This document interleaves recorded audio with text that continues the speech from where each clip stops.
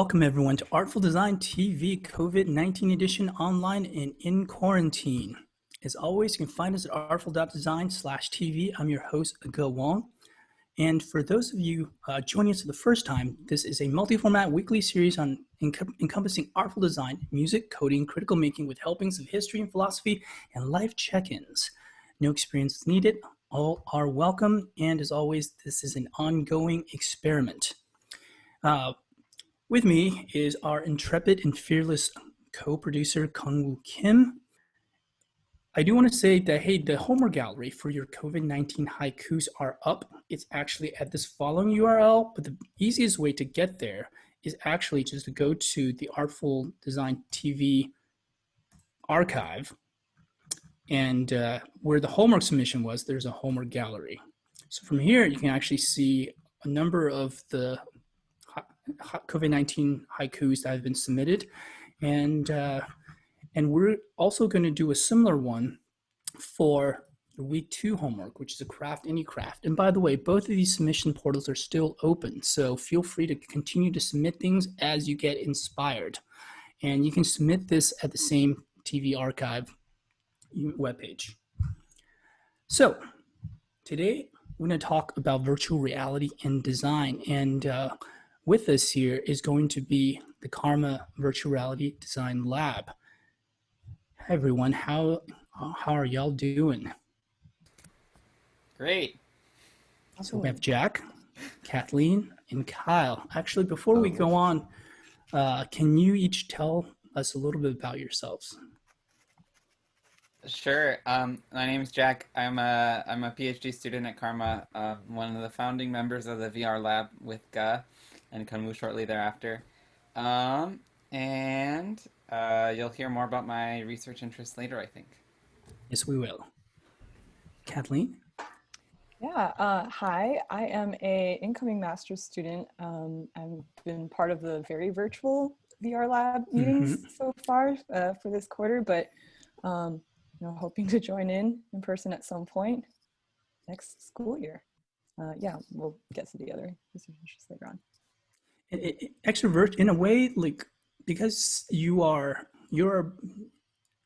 not physically here, but since we're conducting all our lab meetings in Zoom anyway, it's like a kind of level the playing field, in that it's like it's actually became really a natural transition. And it's been great to have you with us each week, and we'll talk more about kind of what the lab's been up to during COVID-19 times. And Kyle. Hello, so I am a recent grad from Stanford. Right now I'm a VR engineer at Facebook Oculus, but throughout like my time at Stanford, I've been involved in a bunch of VR, AR related activities and explorations, and it was only actually toward the end of my Stanford career that I really started seeing what was up at CCRMA, and it was actually because coincidentally I had one of my roommates during my first year of grad school was a CCRMA PhD student, Mark, and just from there I discovered, oh my gosh, there's like this whole community of like artists, technologists, and musicians kind of doing really, really awesome stuff. And I was lucky enough to encounter Ge in the VR lab, almost basically on my way out.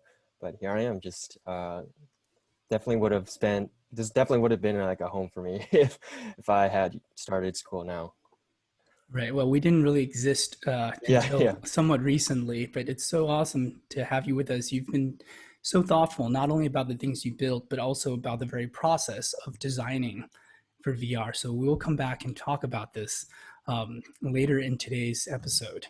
So if we were to now go back then to talk a bit about the VR lab at CCRMA, and kind of what it is, what we're here to do, what are the questions.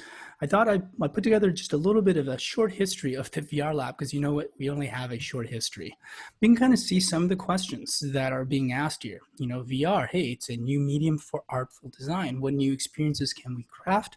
How might we make music and make music together in VR? And really the philosophical questions that have to arise, like what is real? And I'm floored just really by all of this and working with fantastic people. But before we go further there, one of our VR lab, he's actually kind of Jack has been our kind of de facto kind of lab manager. And as Jack said, like it was really Jack and I, and a little bit thereafter, Kung-Woo, that started the VR lab at Karma. So Jack, I thought that we might together help to lead today's 60-second group dance. Sure, yeah. Great. So today we're going to be dancing to a famous older song called The Hustle, which is one of my favorites because it's just so happy sounding. And I encourage you to, once the final refrain happens, like just pick 2 dance moves and go back and forth between them. All right, y'all, you got that? So we're going to play just the 60-second clip of this once, just so everyone to formulate and get warmed up with their dance moves. And as I always say, there's no wrong way to dance because there's no right way to dance. In fact, this one is great because it's got a happy flute in it. And I don't know if people are discoing or if they're ballroom dancing, possibly both. And I think that just means anything goes. So here is the clip. So feel free to start. So how you guys got your moves. I'm going to put this up on the gallery view. And all right, I'm going to go back to 3 minutes, and feel free to move your bodies however is comfortable for you. All right, here we go. And everybody, how does that feel? I feel great. Jack, great job. So with that under our belt, and by the way, we're going to do that again at the end of the show, of course. So be ready and think about those moves. And so this brings us today then to the segment, Thinking About Stuff, which think about VR and design. But in a way, this has a resonance with what we talked about last week, which is bodies in the room, does it even matter, right? And thinking about this idea of embodiment, thinking about this idea of presence. And these are both really relevant issues for virtual reality. So this week, when we talk about VR and design, these issues will come up. And thinking not just about what we built, but really why we build it, and what all the issues that we think about in doing that. So back to the history of the VR lab. Yeah, you're going to see these are just some of the folks, and a few of these are alums. See Charles, it's Jack, of course, he's still here, and also one of really was the grad student that kind of started the VR lab in a sense that because we just needed a space to do that. But more on that later. Marina, Kung-Woo, of course, Chajit, Mark, and one of the current members, Arkira Chantara Tananund, she is currently in class. So we said you should go to class, but we wanted to. She's been a wonderful part of the lab over the last 2 quarters. So we just want to give her a shout out.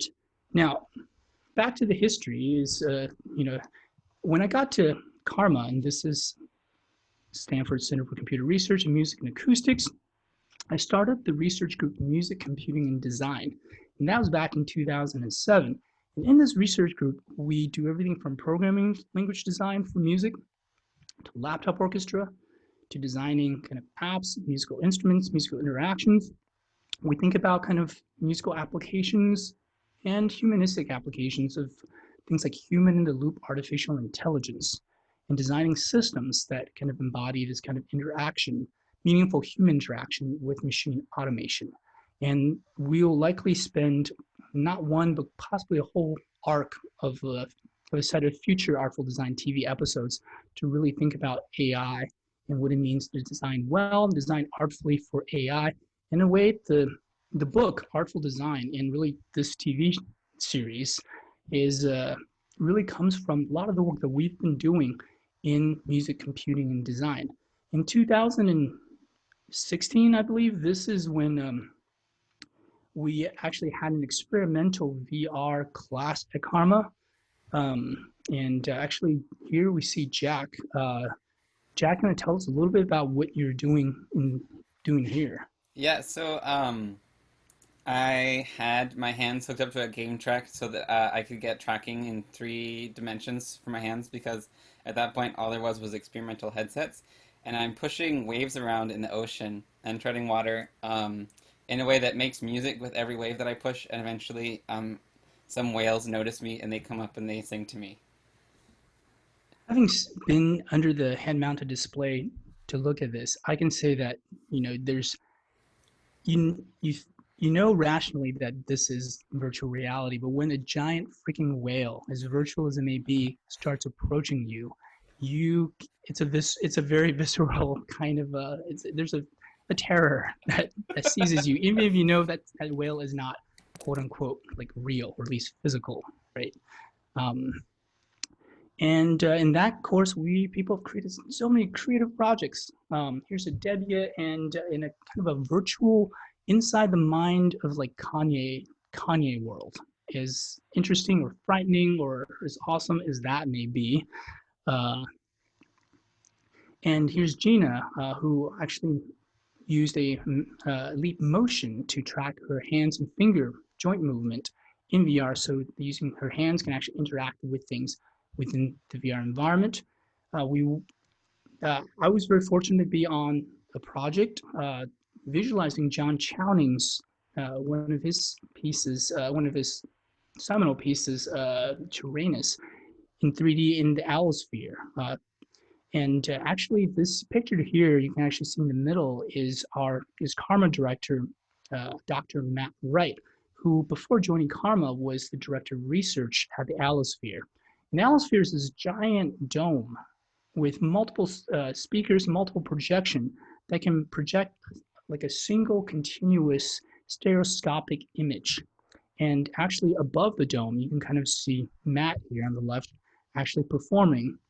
But you can also see on the right the dome itself, and in there is this bridge where audiences stand and that kind of have this shared virtual experience.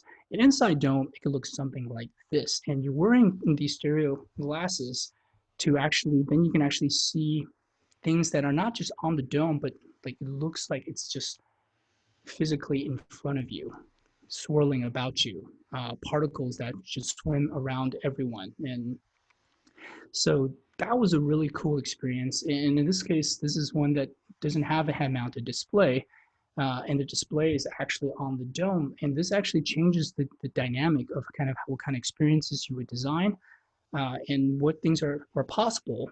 And, I guess the upside here is you don't need an HMD.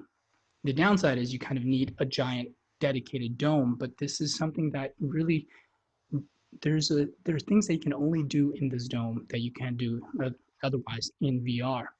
Now, our current lab at Karma, the VR lab, looks something like this. So this is just a panorama of the lab. There's Charles working hard. And this used to be Karma's Studio C, and before that, it was the Intermedia Performance Lab. And so this is kind of a room whose function continues to evolve over time. And actually being in the basement of Karma has its advantages, also its downsides. This was about a year ago when the lab kind of literally came underwater. Jack noticed there was this just this smell that just don't know where it's coming from. And after like weeks, maybe months of investigation, it was finally determined that the smell came from the third floor men's bathroom. There was this kind of a small sewage leak that leaked into under the floors of the VR lab. That kind of, as you can imagine, vacated the lab, and we had to kind of redo the floor. Unfortunately, our intrepid staff at Karma, we see Matt once again here, Nettie and Constantine, coming to the rescue and actually made, not only fixed the problem, but made the lab even better. And by the way, we even had like custom carpet because we had to redo the carpet, and we ended up on this design, which is really in the middle. There's at the bottom left yellow square is where the door would be. So we thought that's like the physical portal into our lab, but the two symbols in the middle is actually inverted R's. And one of our alums, Marina, actually came up with this name, Reality Room, because this is not just the VR lab, but it's the reality room. In this case, we actually have R's, an R and an R that's inverted.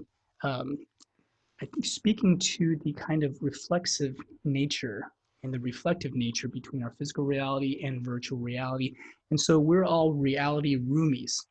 The questions we ask in the reality room then are things of these nature. What does it mean to design artfully in the medium? What are VR's artistic, philosophical, and humanistic implications? When new musical interactions and instruments are possible, how might we play music together in a virtual space? How to design novel tools for expressive VR, and we'll talk a little bit about this, likely another future episode on Trinity. Uh, how might we design immersive virtual environments that encourage play, stillness, and calm? So you can see we do a lot of engineering in the lab, write a lot of code, build systems, design them. But of course, in designing these systems, we are embedding and trying to get at these questions. Um, Speaking of Marina, this is her actually her final project in my music computing design course that later became a VR lab project. This is a VR foot piano.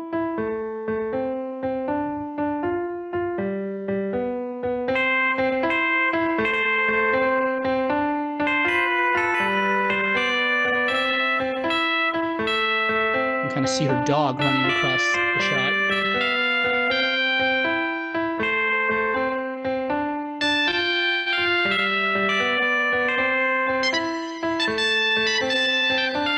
It is not easy to play, but of course, this is inspired by things like the movie Big, where Tom Hanks played on this large, giant keyboard.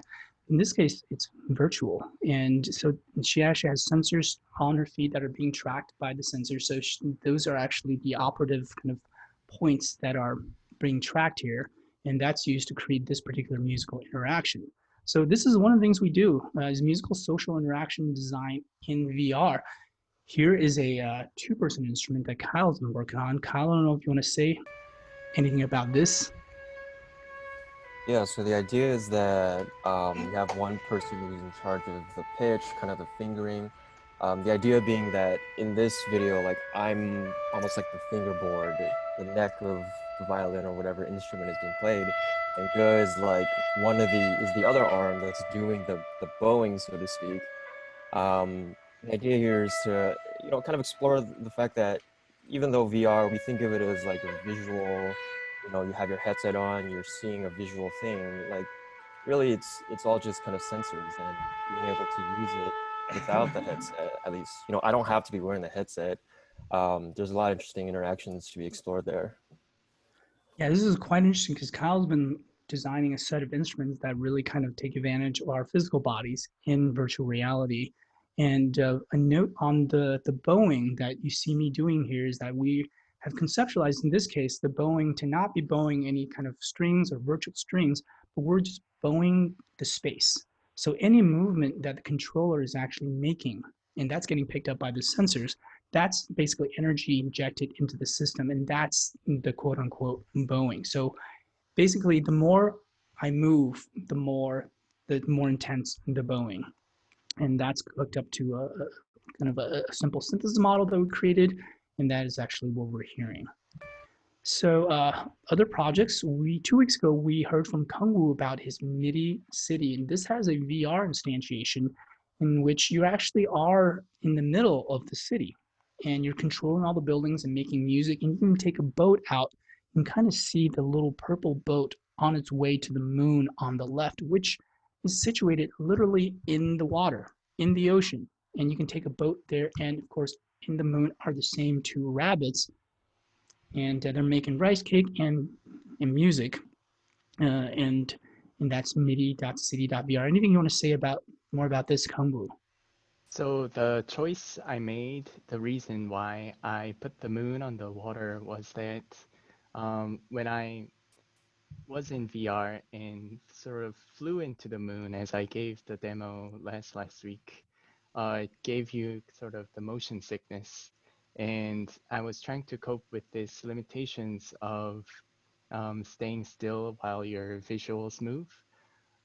It can create some discomfort to the user. So I sort of took the slow way of being on a paper boat to the moon that's right behind you.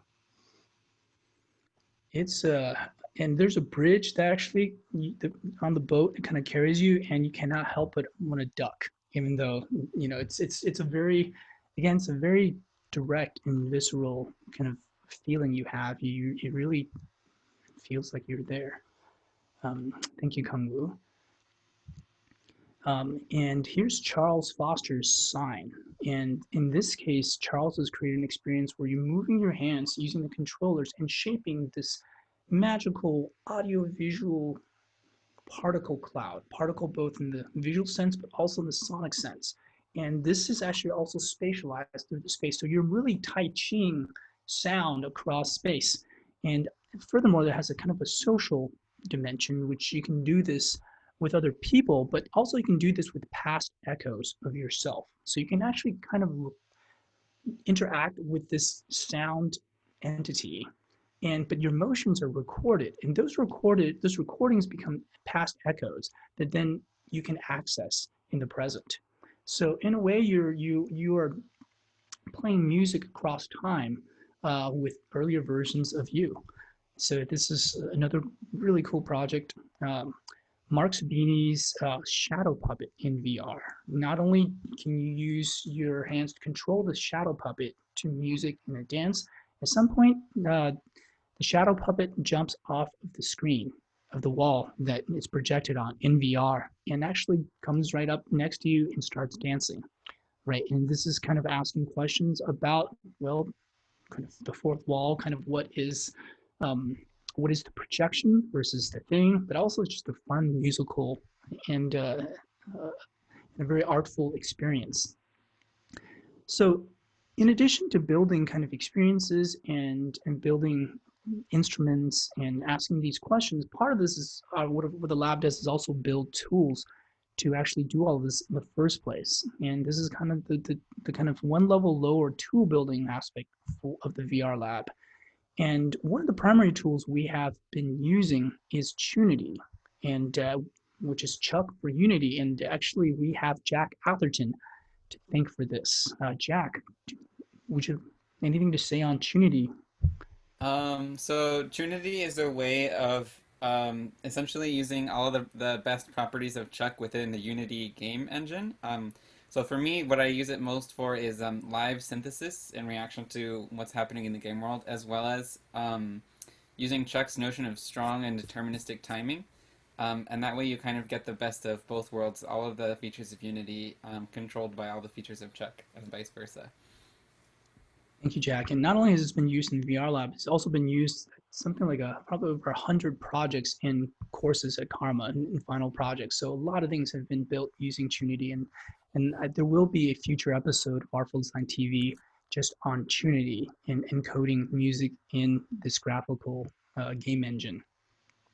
And all the sounds that we've heard so far are actually done in using Trinity. Now, this brings us to something else, kind of an overriding theme, one of the overriding themes that we've been exploring in the lab, and that's this concept of doing versus being. And it seems like VR is a particularly interesting medium to explore this duality. Because like, if you think about it, well, if you think about life, there are things that we do, that things that with a specific goal in mind, and we take action in order to achieve the goal. And then other times which we just are. We exist, and there's a form to actually existing.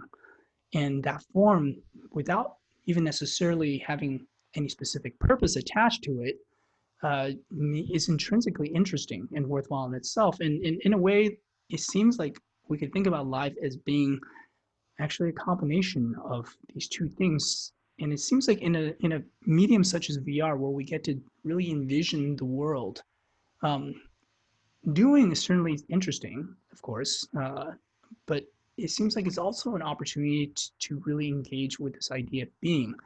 And for this, we're going to go to our extended case study for today, and that is Jack's 12 sentiments for VR.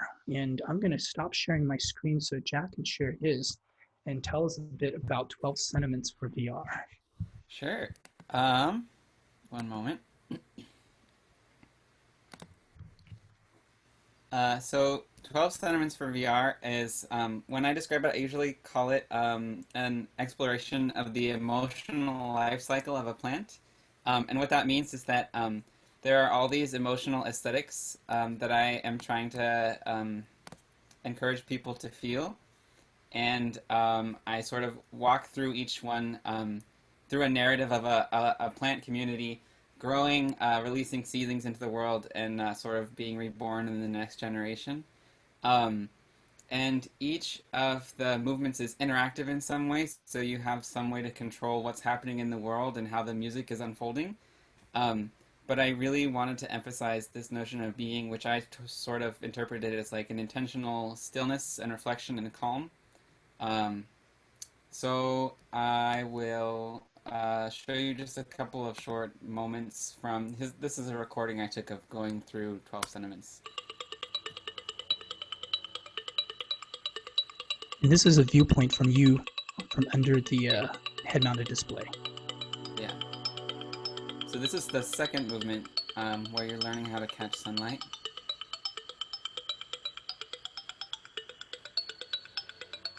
And you can see that you're taking actions, but it's on a time scale that's really slow and relaxed and allows you sort of space to process what's happening and reflect.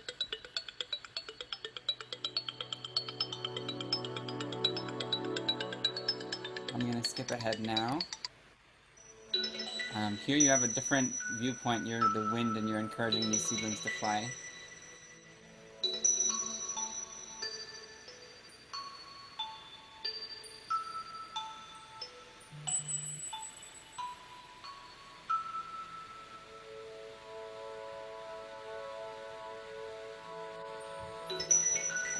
And so one of the ways that we thought about how to encourage people to enter a state of being is through looking up as sort of like an embodied metaphor for being still.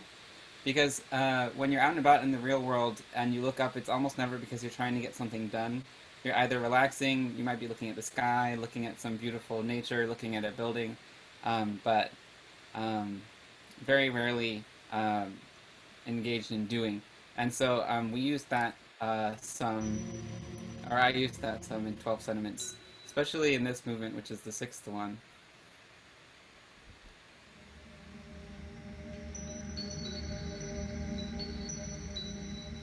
So this is a sort of bleak moment where the seedlings have fallen and lost their gust of wind.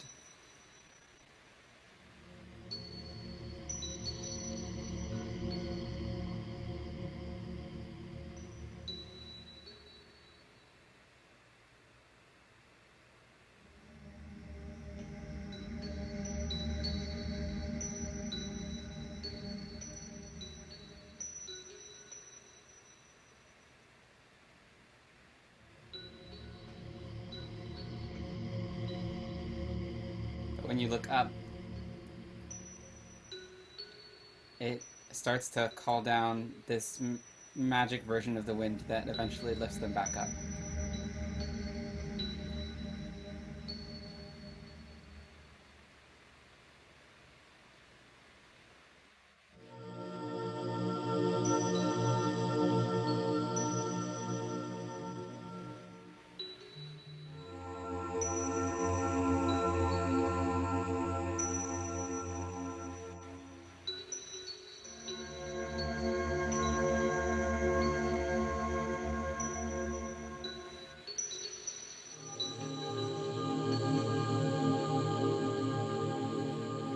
So that is 12 Sentiments. Thank you, Jack. So there's so many things to unpack here because, I mean, we only saw just snippets of maybe like 3 movements out of this 12 movements that's in the 12 Sentiments, right? Can you tell us a bit about kind of how you created these sentiments and these movements within it and how we're meant to experience something like this? Well, so I started out with a list of 12 different emotions that I wanted to give people the opportunity to kind of sit inside. And I used that as the driving like emotional aesthetic for all the creative decisions I made, from starting with the color of the sky, which is different for each one, the color palette overall, some of the sonic choices that I made. And really the intention is for people to go through it at their own pace, which is why a recording of it doesn't really quite capture that, because you're being taken along instead of having your own agency. But when you go at your own pace and you're responsible for how much time you take, that really lets you customize the experience to what emotions are resonating with you. And how long does it usually take to, if someone wanted to go through the entire 12 movements? If you're really rushing, you can get through it in, I don't know, 20 or 30 minutes, but you can also take as long as like an hour and a half. I mean, but that's just it, right? I mean, it's like, this is specifically created as a space to not rush through. Yeah. This is in a way, I think we talked a lot about this in terms of building like almost like markers or signifiers or things that's like, this is what you're supposed to do in this particular movement. Mm-hmm. You decided to not do really any of that. Yeah, so what I have instead is the plants themselves sort of communicating to you as best as they can what their inner intentions are, but it's up to you to decide whether or not to help them out or participate. So for example, in the second thing that I showed, which is the fourth movement, those seedlings, and when you're the wind, each individual seedling occasionally takes a little hop up, and it's very ineffective, but it's communicating that they have this general inclination to go up. And you as the wind can create these massive gusts that really help them along, but you can also blow them back towards the ground if you're feeling kind of demonic, or I don't know. I mean, you have a lot of autonomy that's built into how you go. And in a way, I think this is kind of, it seems like for me, this felt like a kind of an elixir for this kind of gamified world that expectations we come. Like if you're in the scene in VR, gosh, what am I supposed to do here? Like, what is the goal? Am I supposed to like gather this many berries, or like, kind of do the specific thing and have this goal? But it seems like in 12 Sentiments, you're saying not necessarily. In fact, it's both has a purpose, I suppose, in a longer term, but moment to moment, it seems like you're kind of discovering, but also, if nothing else, like I think you seem to have designed this so we could just look up. Mm-hmm.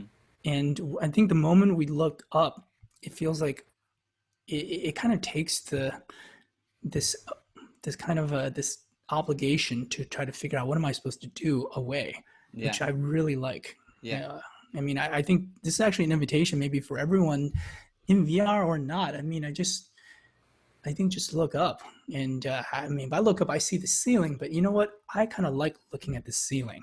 It means I'm just kind of doing nothing in particular. And in a way, doing nothing in particular is getting closer to actually being a lot. Mm-hmm.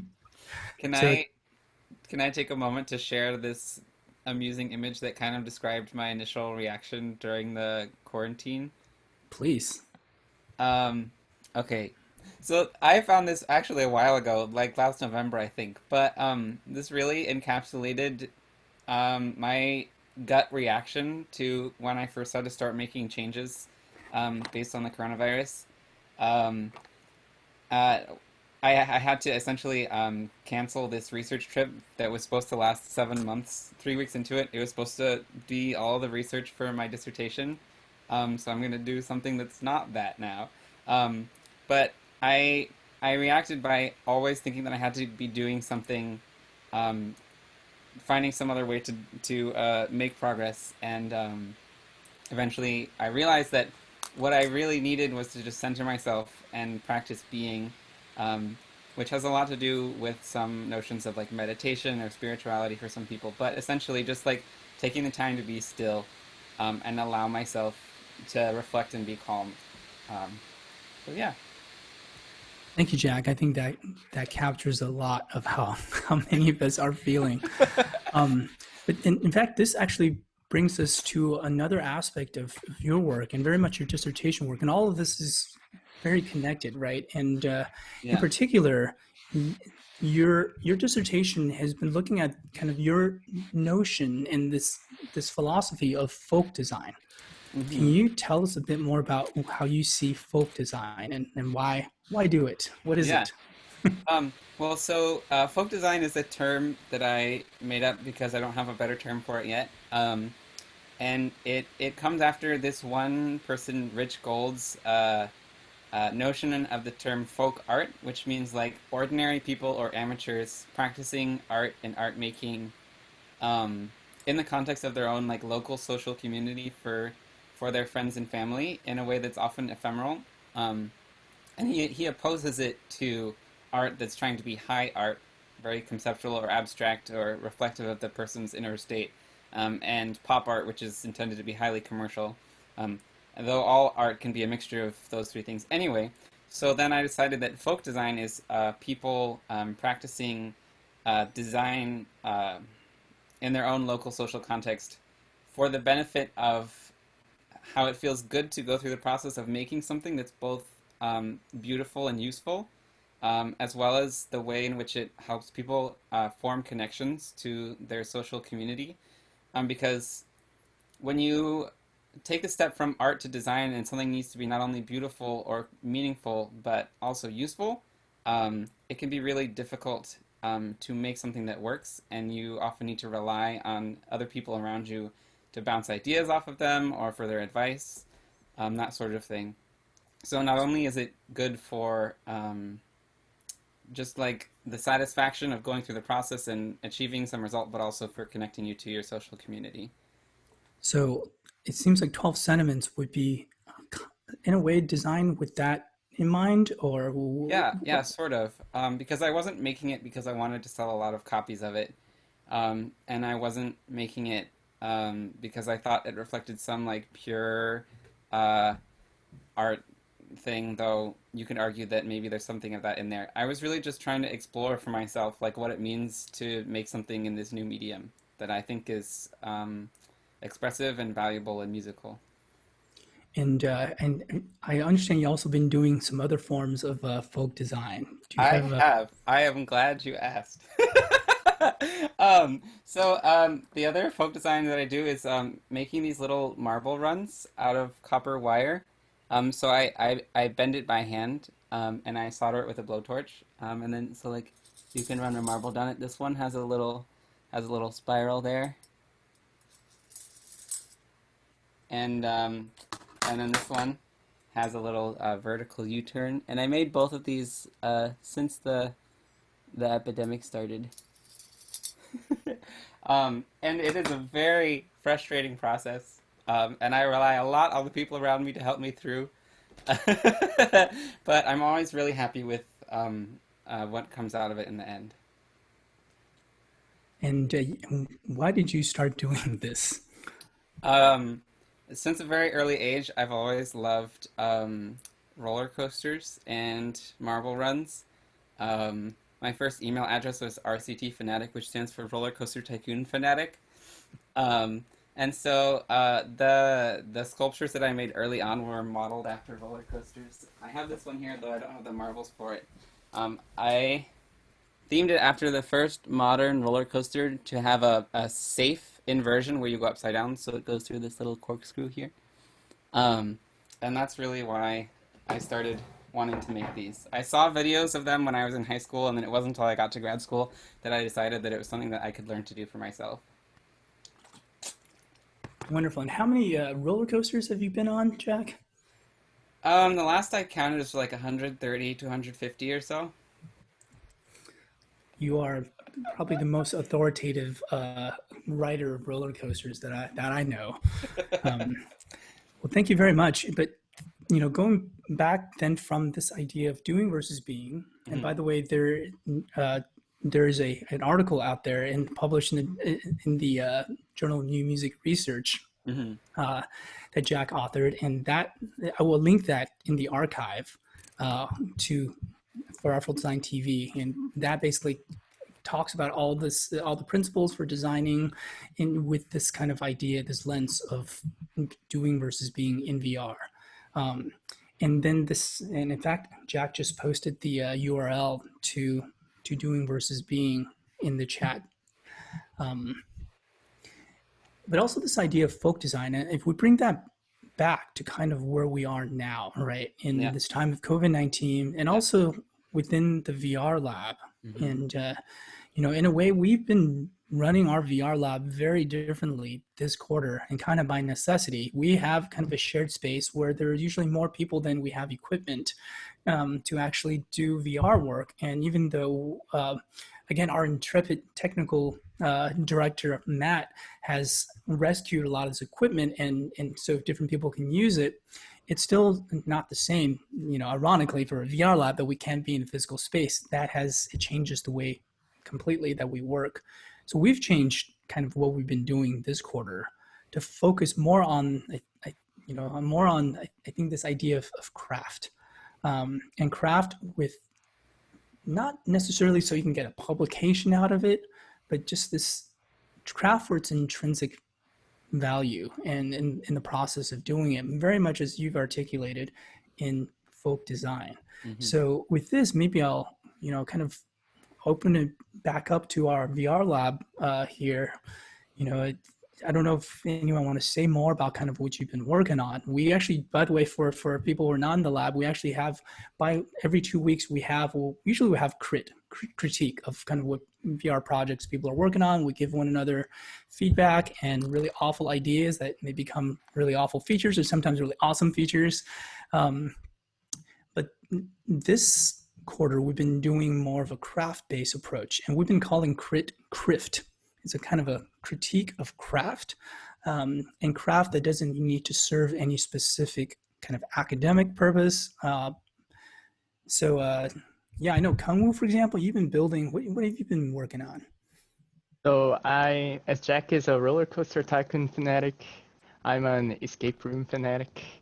So I have been building escape room management games on Unity, and it's been really fun because I got to just craft something that I love without, you know, thinking about goals and a lot, but it's more about fulfilling my own aesthetic needs, which really fills the void at this time, I think. So it's been really fun. And Kyle, Kathleen? Yeah, I've been continuing to just kind of tinker with kind of projects and ideas that I've always wanted to do in VR. I think it's an interesting kind of juncture, I guess, for me personally, because not only with the pandemic giving me like just a very different lifestyle, but also kind of transitioning between school life and working life, where, you know, stuff I would do during when I was a student, you know, it's stuff I wanted to do, but there was always this backdrop of, you know, I'm a part of, you know, a class, or I'm part of a, you know, I'm trying to like, you know, publish something or contribute to like active research. But now as I'm starting to work and still wanting like an outlet for what I want to do, I find that like I have to really find that like inspiration that kind of that guides me to create almost like what wants to be created, rather than starting with like, oh, this class has these constraints, and I'm going to work within them. But now like there are no constraints really, because it's all me, and I'm working in a medium that like is one of the most free, like expressive mediums that exist, or is like trying to exist. And it's really for me exploring that freedom, and without letting that get to my head or making me paralyzed with all the options. I mean, we've been talking about, for example, this contrast between like top-down design, which is like kind of what you said, it's like, oh, here are the constraints, here are the perceived needs, and let's build a solution that addresses the need. But then a lot of what we've been doing in the VR lab has been kind of the opposite, is that we've been kind of, I guess, doing bottom-up design, right? And it's like, I think in your word, it's like, well, it's not really the universe like telling you what to build. It's you kind of trying stuff to kind of discover what the universe wants you to build, or something like that. I mean, I know you've kind of been on this personal journey of not only building things, but kind of looking inward into how you yourself look at building and how you go about it. Where are you right now in that adventure? I think I'm cultivating like a certain sensitivity, I think is one way of putting it, like a sensitivity to, you know, how I remember in a class that I took a couple of years ago where we had a guest speaker that said something. He was a game designer, and he said something like, you know, every decision, every like thing that draws your interest, that captures your interest, or like every random idea that you have, like came from somewhere. So it's like, even if you wanted to make a game about, or experience about, you know, just holding a red balloon, that's all the game is. You reach up and grab a balloon, and you just wanted to do that. Like there's something about that spoke to you, and finding out what that is and riding the waves of what led to that, you can really almost discover what you wanted to make, in a sense, from the start, but in this kind of interesting bottom-up way. So I think really embodying that and living by that with the spaciousness that I now have in my life, both as a result of like the pandemic, but also like transitioning from school life. Thank you, Kyle. And Kathleen, how are you doing? Doing okay. And for a lot of crafts so far, what I've made I've eaten. So I have done a lot of sourdough stuff, and sourdough is shout out to Nettie, who I got to talk to for a long time about sourdough the first day that I went and visited Karma. There's such a awesome history of people having starters that have passed down their family line, and it's also such a tactile thing, that activity that's I think very grounding in this time. And yeah, so I've just been and it's also a real challenge. I have many failed loaves, but I've also had many different kinds of breads that have come out of it. But I made sourdough maple bacon donuts one time, and it's just really fun to be able to. And I'm also part of like Facebook sourdough groups that, you know, everyone's constantly pitching in, and so many different ideas, or like, oh my god, my starter is like Godzilla, it's freaking like exploded in the middle like of my kitchen, or like someone turned on the oven when my starter was in there proofing, and it's just a super fun time. And so I definitely feel like tying back to, you know, the folk design, it's very there's a lot of community dependence on it, because there's a lot of messing up. It took me several times to even get a starter going, and I started back in January. So it's been really nice to keep practicing that. And another sort of tactile thing is I've been knitting a bit. There's a little lifeline in the way, like a little shawl. Yeah. But yeah, so fun stuff. Thank you, Kathleen. And we so look forward to having you, well, you've already joined us, to even more formally join us come fall. And I guess, you know, in a way, I think one takeaway from this, what we've been experiencing, and this is something maybe all of us can think about, is this idea of folk design in time of COVID-19. And also, what can we learn from this that we can take away to the time beyond COVID-19, you know, and what can we, you know, hopefully this will be a time where we actually can try to preserve some of the meaning that we've found within trying and vexing times. And the meaning we found in a kind of way of doing, but also this way of being, is something that I really hope we can carry that through to our life and our work beyond COVID-19. I think before we do our final dance of the week, any questions for people?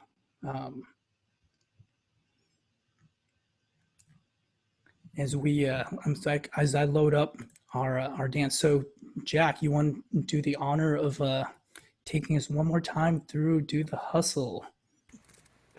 Sure, take it away. All right, everyone, we're gonna just go ahead and do this. Go to minute 3. Here we go. VR Design Lab. And thank you to everyone for joining this week's episode of Artful Design Television. We'll be back next week with more Artful Design TV. And thank you all. Stay safe, stay healthy, stay artful. Signing off.